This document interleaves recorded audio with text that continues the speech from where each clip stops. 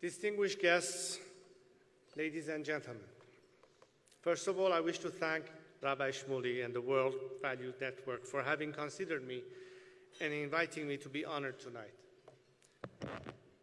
I am humbled and deeply touched by this recognition. I also thank Michael Steinhardt for his kind introduction.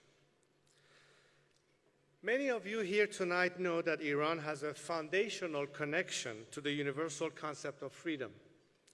The Cyrus Cylinder is considered to be the first charter of human rights in which Cyrus the Great freed the Jewish slaves in Babylon and helped them rebuild their temples.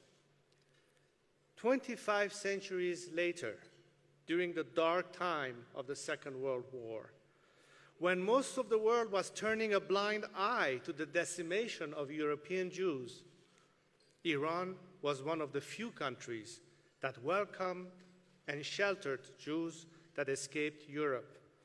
A fact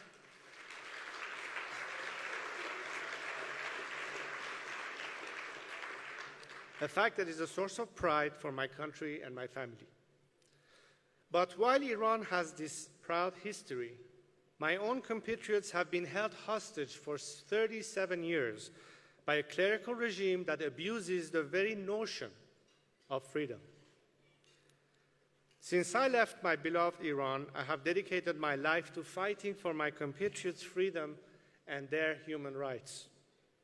I do appreciate the fact that by recognizing my efforts, you have demonstrated your care and concern about the plight of the millions of Iranians who have suffered under the repression of the clerical regime ruling my homeland. I dedicate this recognition to the brave Iranians who have lost their lives in the struggle and to those who continue to fight for freedom.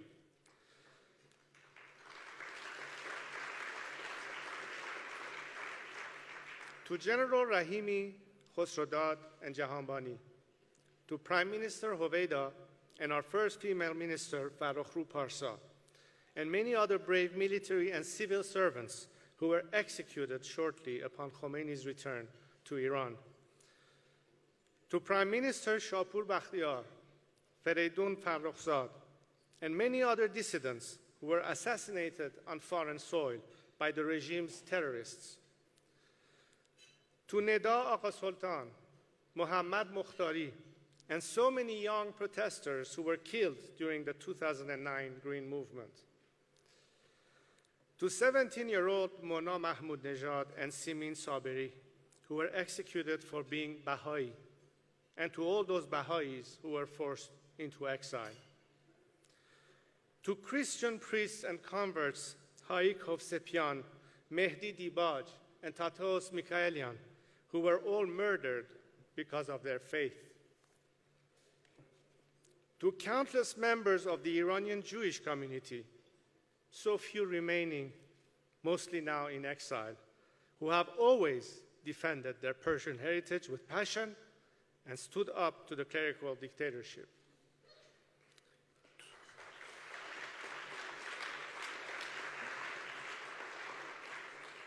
To the Gonabadi dervishes and all persecuted Sufis.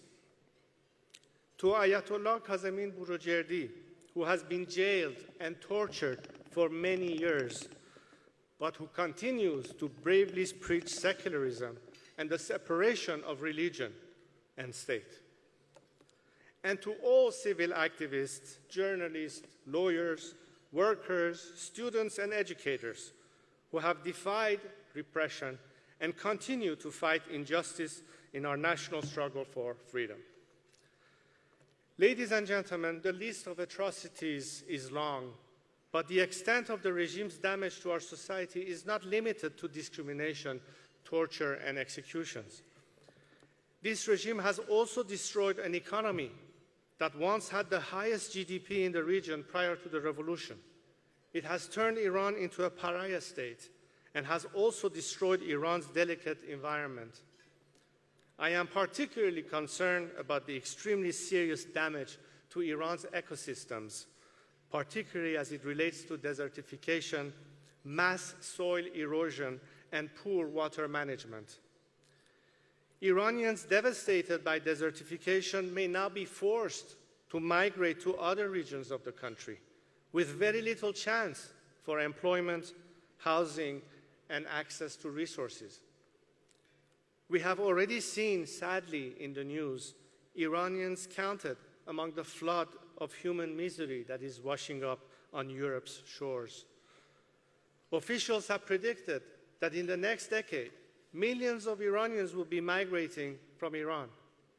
This will certainly mean a greater number of refugees attempting to reach Europe or take the sea to reach the coast of Australia, increasing the instability to world order. Ladies and gentlemen, you may ask yourselves, why have we come to this? Well, it is very apropos that we are gathered tonight in the spirit of values.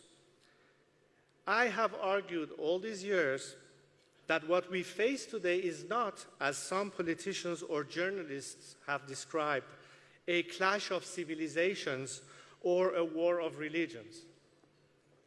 Rather, I believe that we are experiencing a war of values. There are those like us who believe in human rights, equality, and who stand united against all kinds of discriminations.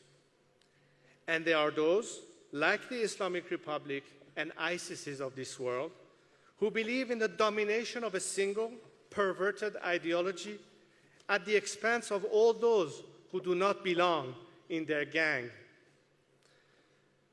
Let me be clear, we cannot coexist, period. This is a real battle. Only one side will prevail. The ultimate question is, are we as dedicated to fight for our shared values as the other side is? I say we better be. Thank you very much.